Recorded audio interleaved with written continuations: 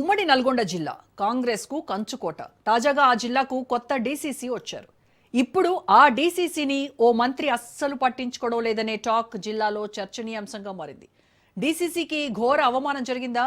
అసలు ఆ మంత్రి డీసీసీ అధ్యక్షుడిని పక్కన పెట్టడానికి కారణమేంటి?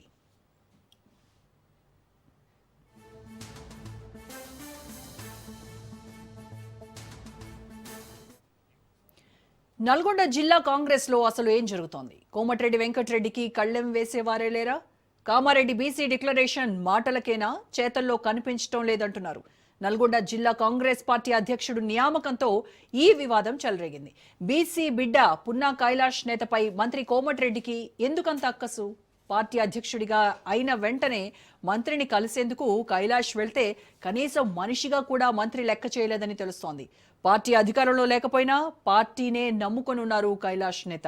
తెలంగాణ రాష్ట్ర ఏర్పాటు సమయంలో ఓయూలో ముందుండి పోరాడారు కైలాష్ నేత. బీఆర్ఎస్ నుంచి ఎన్నిసార్లు అవకాశం వచ్చినా నమ్ముకున్న పార్టీ కోసం నిలబడి కాంగ్రెస్లో ఉన్నారు కైలాష్ నేత.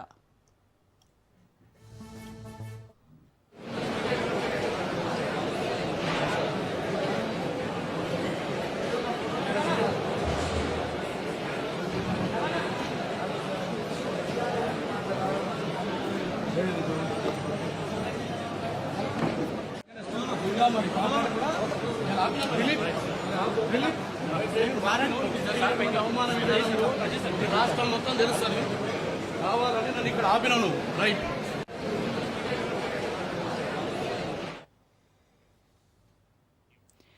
నల్గొండలో అంతర్గత కుమ్ములాటలు మరోసారి బయటపడ్డాయి. డీసీసీ అధ్యక్షుడు పున్నా కైలాష్ నేతకు అవమానం జరిగిందంటున్నారు ఆయన అనుచరులు. తాను స్టేజ్ మీద ఉండగా పున్నా కైలాష్ రావడానికి వీల్లేదన్నారు మంత్రి కోమటిరెడ్డి వెంకటరెడ్డి. పోలీసులకు కోమటిరెడ్డి ఆదేశాలు ఇచ్చినట్టు తెలుస్తోంది. స్టేజ్ పైకి రానివ్వకుండా పోలీసులతో బయటకు పంపించారని పున్నా కైలాష్ అనుచర వర్గం ఆవేదన వ్యక్తం